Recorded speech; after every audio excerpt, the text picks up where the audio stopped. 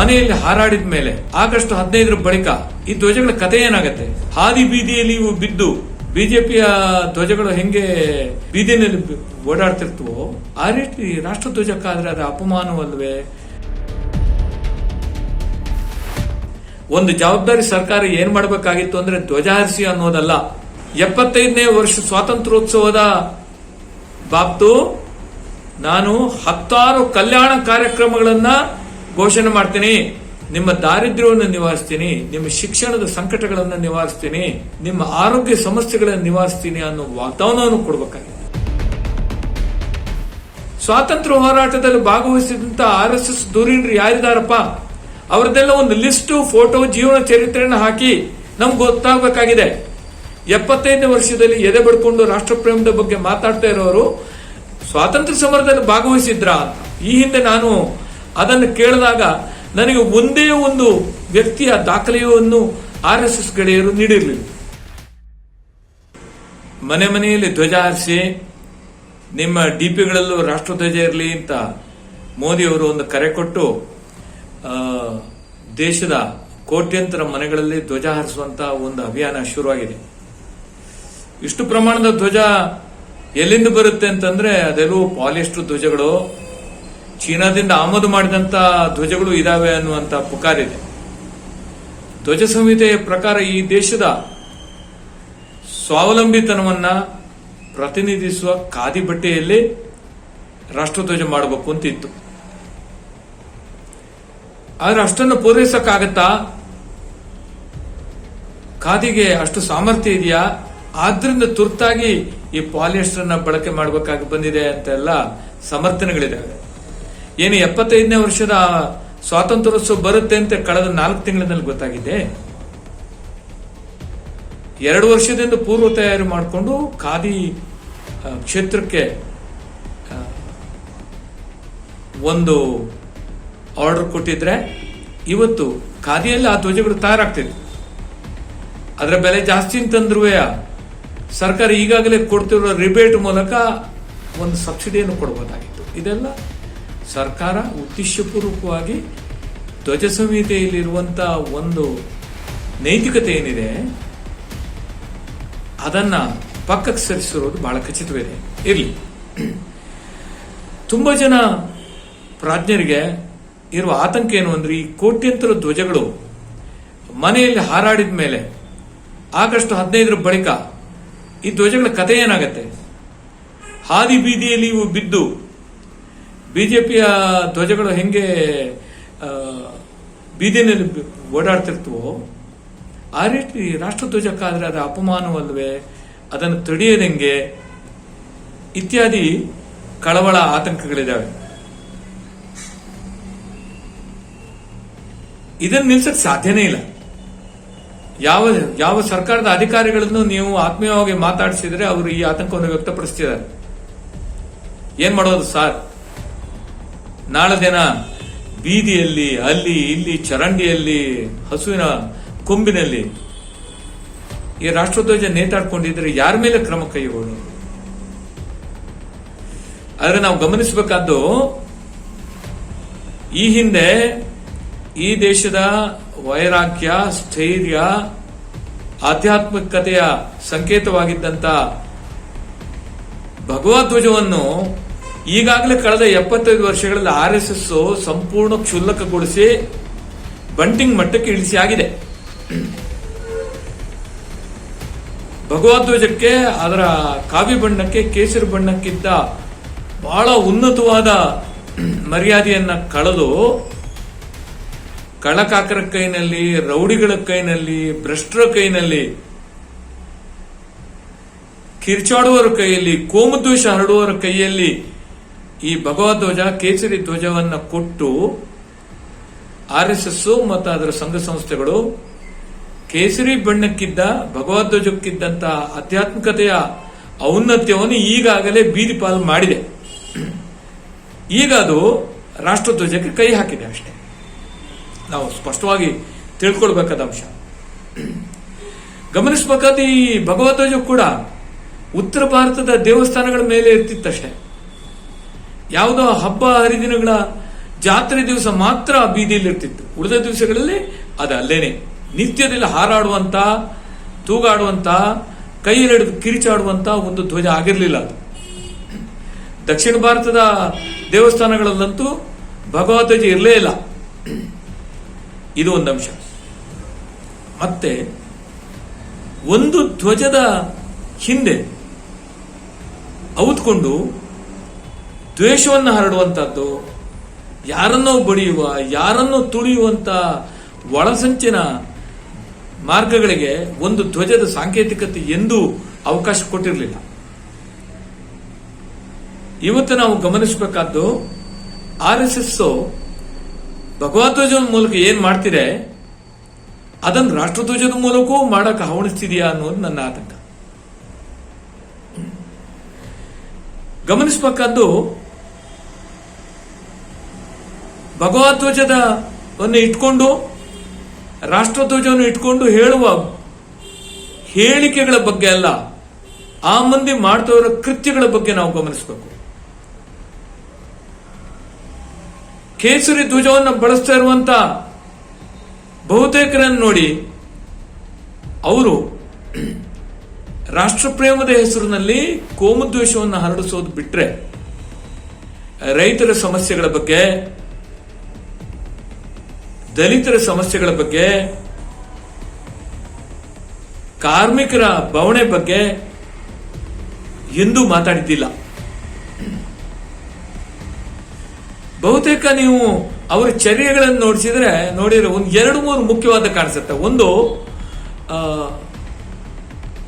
ಕೋಮುದ್ವೇಷವನ್ನ ಎಡೆಬಿಡದೆ ಸಾರ್ತಾ ಇರೋದು. ಎರಡನೇದು, ಈ ತ್ರಿಮತಸ್ಥ ವೈದಿಕ ಮತಗಳನ್ನ ಬಹಳ ವೈಭವೀಕರಿಸೋದು. ಮೂರನೇದು, ಸ್ವಾತಂತ್ರ್ಯ ಹೋರಾಟದಲ್ಲಿ ತಮ್ಮ ಎಲ್ಲವನ್ನೂ ತ್ಯಾಗ ಮಾಡಿದ್ದ, ಬ್ರಿಟಿಷರಿಗೆ ಎದೆಯೊಡ್ಡಿದ್ದಂತ ಅಷ್ಟು ಹೋರಾಟಗಾರರನ್ನು ಅವಮಾನಿಸೋದು. ಈ ಕೆಲಸವನ್ನ ಹಿಂದುತ್ವದ ಹೆಸರಿನಲ್ಲಿ DP ಹಾಕೊಂಡಿರೋರು, ಮಾತಾಡ್ತಾ ಇರೋರು ಪದೇ ಪದೇ ಮಾಡ್ತಾ ಇದ್ದಾರೆ. ಅಂದ್ರೆ ಒಬ್ಬ ವ್ಯಕ್ತಿಯನ್ನು ನೀವು ಅವನ ಮಾತಿನಿಂದಲ್ಲ, ಅವನ ವರ್ತನೆಯಿಂದ ಅಳಿಯಬೇಕು. ಈ ವರ್ತನೆಯಿಂದ ಅಳಿಯೋದಾದ್ರೆ ಇವರೆಲ್ಲರೂ ಈ ದೇಶದ ಧ್ವಜವು ಪ್ರತಿನಿಧಿಸ್ತಾ ಇರುವಂತಹ ಯಾವ ಮೌಲ್ಯಗಳಿಗೂ ಕೂಡ ಇಂದಿನವರೆಗೂ ಗೌರವ ಕೊಟ್ಟಿಲ್ಲ. ಆದ್ರಿಂದಲೇ ನಾವು 75ನೇ ವರ್ಷದಲ್ಲಿ ಆಡಳಿತದಲ್ಲಿರುವ ಕಾರಣ RSS ಸೂತ್ರ ಹಿಡಿದಿರುವಂತಹ ಈ ಭಾಜಪ ಮತ್ತು ಮೋದಿಯವರು ತ್ರಿವರ್ಣ ಧ್ವಜವನ್ನ ಪಕ್ಕಕ್ಕೆ ಸೇರ್ಸಕ್ಕಾಗದಿಲ್ಲ. ಆದ್ರಿಂದಲೇ ಅವರು ತ್ರಿವರ್ಣ ಧ್ವಜವನ್ನು ಇಟ್ಕೊಂಡು ಅದರ ಗುಂಗಿನಲ್ಲಿ ಇಡೀ ದೇಶವನ್ನ ಮುಳುಗಿಸಿ ಅದನ್ನು ಒಂದು ದೇಶಭಕ್ತಿಯ ಸಂಕೇತವಾಗಿ ಇಟ್ಕೊಂಡು ಜನಗಳನ್ನ ಒಂದು ಭ್ರಮಾಧೀನ ಸ್ಥಿತಿಗೆ ಒಯ್ತಿದ್ದಾರೆ. ಆದರೆ ಅದೇ ಸಮಯದಲ್ಲಿ ಆ ಧ್ವಜ ಪ್ರತಿನಿಧಿಸುತ್ತಿರುವಂತ ಕೋಮು ಸಾಮರಸ್ಯವಾಗಲಿ, ಸಮಾನತೆಯಾಗಲಿ, ಸ್ವಾತಂತ್ರ್ಯವಾಗಲಿ ಈ ಆಡುವವರಿಗೆ ಮುಖ್ಯ ಅಂತ ಅನಿಸಿಲ್ಲ. ಜನಗಳ ಕಾರ್ಪಣ್ಯವನ್ನ, ಬಡತನವನ್ನ, ದಾರಿದ್ರ್ಯವನ್ನ ಕಡಿಮೆ ಮಾಡುವಂತ ಯೋಜನೆಗಳಿಗೆ ಅನುದಾನ ಸತತವಾಗಿ ಕಟ್ ಮಾಡ್ತಾ ಬಂದಿದ್ದಾರೆ. ಇಡೀ ದೇಶದ ಆರ್ಥಿಕತೆಯನ್ನ ಕಾರ್ಪೊರೇಟ್ ಕೈಗಳಿಗೆ ಕೊಡಲಾಗ್ತಿದೆ. ಸುಜಲಾಂ ಸುಫಲಾಂ ಅನ್ನುವಂತ ಈ ದೇಶದ ಹಸಿರನ್ನ, ಸಮಸ್ತ ಪ್ರಾಕೃತಿಕ ಸಂಪನ್ಮೂಲಗಳನ್ನ ನೇರ ಕಾರ್ಪೊರೇಟ್ ಮಡಿಲಿಗೆ ಹಾಕ್ತಾ ಇದ್ದಾರೆ. ಎಲ್ಲೆಲ್ಲಿ ಆಡಳಿತ ಇದೆಯೋ ಕರ್ನಾಟಕದಂತ ರಾಜ್ಯಗಳಲ್ಲಿ ಅನಿರ್ಬಂಧಿತವಾದಂತ ಭ್ರಷ್ಟಾಚಾರ ಹಿಂದೆಂದೂ ಕಾಣದಂತ ಮಟ್ಟಕ್ಕೆ ತಲುಪಿದೆ. ಗಮನಿಸಿ, RSS ಆಗಲಿ, ಭಗವಧ್ವಜವನ್ನ ಇಟ್ಕೊಂಡು ಮಾತಾಡ್ತಿರೋರಾಗ್ಲಿ, ರಾಷ್ಟ್ರಧ್ವಜವನ್ನ ಈಗ ಇಟ್ಕೊಂಡು ವಯ್ಯಾರ ಮಾಡ್ತಿರೋರಾಗ್ಲಿ ಈ ಭ್ರಷ್ಟಾಚಾರದ ಬಗ್ಗೆ ಮಾತಾಡಲ್ಲ, ಕಾರ್ಪೊರೇಟೀಕರಣದ ಬಗ್ಗೆ ಮಾತಾಡಲ್ಲ, ರೈತರ ಸಮಸ್ಯೆಗಳ ಬಗ್ಗೆ ಮಾತಾಡಲ್ಲ. ಈ ಹಿಂದೆ ಹೇಳಿದಂತ ವಾಗ್ದಾನಗಳೆಲ್ಲ ಮರೆತು ಹೋಗಿದೆ ಅಂತ ಮೋದಿಯವರು ತಿಳ್ಕೊಂಡಿರಬಹುದು. ಒಂದು ಹಿಂದೆ 6-7 ವರ್ಷಗಳ ಹಿಂದೆ ಹೇಳಿದಂತ ಹೇಳಿಕೆಗಳನ್ನು ನಾವು ಮತ್ತೆ ನೆನಪು ಮಾಡ್ಕೋಬೇಕಾಗಿದೆ. ಅವರ ಪ್ರಕಾರ 22ನೇ ಇಸ್ವಿ ಈ ಆಗಸ್ಟ್ 15 ಅಂತಲೇ ಇಟ್ಕೊಳ್ಳೋಣ ಡೆಡ್ಲೈನು. ಈ ವೇಳೆಗೆ ರೈತರ ಆದಾಯ ದ್ವಿಗುಣ ಆಗಬೇಕಾಗಿತ್ತು. ಆದ್ರೆ ಈ ಸರ್ಕಾರ ಆದಾಯ ದ್ವಿಗುಣಗೊಳಿಸೋದು ಹಾಳಾಗೋಗ್ಲಿ, ಹಾಲು ಮೊಸರಿನಂತದ್ದಕ್ಕೂ GST ಹಾಕೊಂಡು ಕೂತಿದೆ. ಬುಲೆಟ್ ಟ್ರೈನು ಆಗಸ್ಟ್ 15, 2022ಕ್ಕೆ ಉದ್ಘಾಟನೆ ಆಗುತ್ತೆ ಅನ್ನುವಂತ ಒಂದು ಹೇಳಿಕೆ 6-7 ವರ್ಷಗಳ ಹಿಂದೆ ಬಂದಿದೆ. ಇವತ್ತು ಬುಲೆಟ್ ಟ್ರೈನು ಉದ್ಘಾಟನೆ ಆಗೋದು ಹೋಗ್ಲಿ, ಆದ್ರೆ ಆಟಿಕೆ ಗೊಂಬೆನೂ ನಮ್ಮ ಕಣ್ಣಿಗೆ ಕಾಣಿಸ್ತಿಲ್ಲ. ಅರ್ಥಾತ್ ಇಡೀ ರಾಷ್ಟ್ರಧ್ವಜವನ್ನ ಕೋಟ್ಯಂತರ ಮನೆಗಳಲ್ಲಿ ಬಳಕೆ ಮಾಡಿ ಹಾರಿಸಿ ಅಂತ ಹೇಳೋದ್ರ ಮೂಲಕ ಈ ಸರ್ಕಾರದ ಸಕಲ ವೈಫಲ್ಯಗಳನ್ನು ಮುಚ್ಚಿ ಹಾಕೊಂಡು ಗಮನ ಬೇರೆಡೆ ಸೆಳೆಯುವಂತ ಒಂದು ತಂತ್ರವನ್ನ ಈ ಸರ್ಕಾರ ಮಾಡ್ತಿದೆ. ಈ ಹಿಂದೆಯೂ ಮಾಡ್ಕೊಂಡ್ ಬಂದಿದೆ, ಮುಂದೆಯೂ ಪ್ರಾಯಶಃ ಮಾಡ್ತಾರೆ. ಮಾಧ್ಯಮಗಳೆಲ್ಲ ಒಂದು ಭಾವುಕ ಗುಂಗಿನಲ್ಲಿ ದೇಶವನ್ನು ಮುಳುಗಿಸ್ತಾರೆ. ಆದರೆ ಆಗಸ್ಟ್ 15ರ ಬಳಿಕ, ಈ ಧ್ವಜ ಹಾರಾಟದ ಬಳಿಕ 16ನೇ ತಾರೀಕಿಗೆ ಈ ದೇಶದಲ್ಲಿ ಹಾಲು ಜನ ಸುರಿಯುತ್ತೆ ಅಂತ ಅನ್ನುವ ಯಾವ ಭರವಸೆಯೂ ಇಲ್ಲ. ಒಂದು ಜವಾಬ್ದಾರಿ ಸರ್ಕಾರ ಏನ್ ಮಾಡಬೇಕಾಗಿತ್ತು ಅಂದ್ರೆ ಧ್ವಜ ಹಾರಿಸಿ ಅನ್ನೋದಲ್ಲ. 75ನೇ ವರ್ಷ ಸ್ವಾತಂತ್ರ್ಯೋತ್ಸವದ ಬಾಬ್ತು ನಾನು 10 ಕಲ್ಯಾಣ ಕಾರ್ಯಕ್ರಮಗಳನ್ನ ಘೋಷಣೆ ಮಾಡ್ತೀನಿ.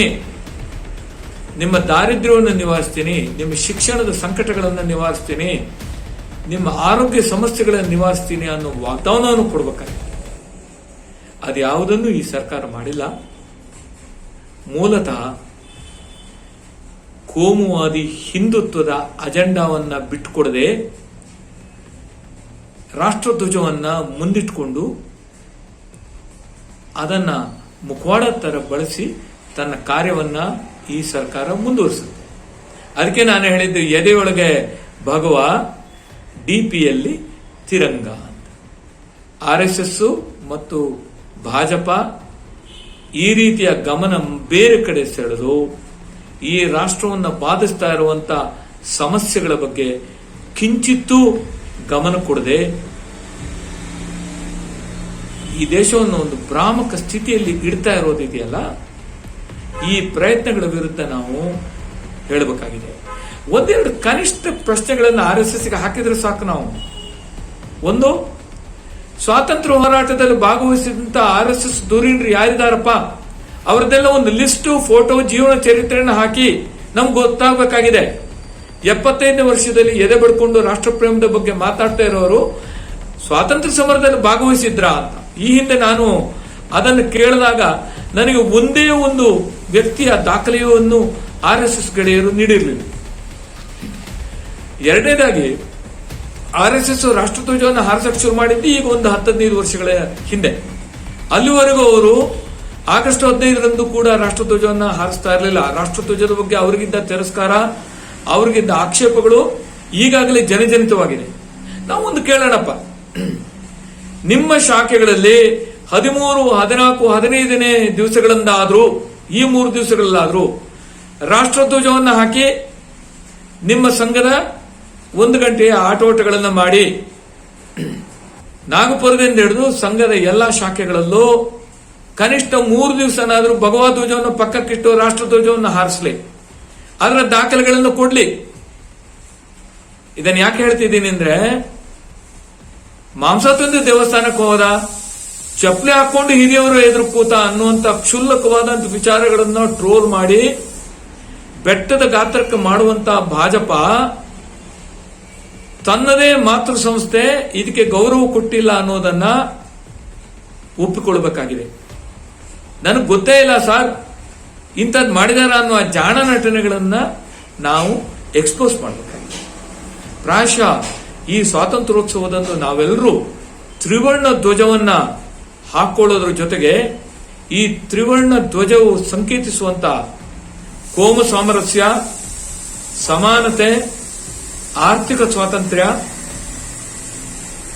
ಇದಕ್ಕಾಗಿ ನಾನು ನನ್ನ ಕೈಲಾದಷ್ಟನ್ನು ಮಾಡ್ತೀನಿ, ಆ ಬದ್ಧತೆಯ ಪ್ರತಿಜ್ಞೆಯನ್ನ, ಪ್ರಮಾಣ ವಚನವನ್ನು ಸ್ವೀಕರಿಸ್ತೀನಿ ಅಂತ ನಾವು ಹೇಳಬೇಕಾಗಿದೆ. ಅದನ್ನು ನೀವು ಹೇಳಿ ಅಂತ RSSಗೂ, ಅದರ ಸಂಘ ಸಂಸ್ಥೆಗಳಿಗೂ, ಭಾಜಪಕ್ಕೂ ನಾವು ಹೇಳಬೇಕಾಗಿದೆ. ನಮಸ್ಕಾರ.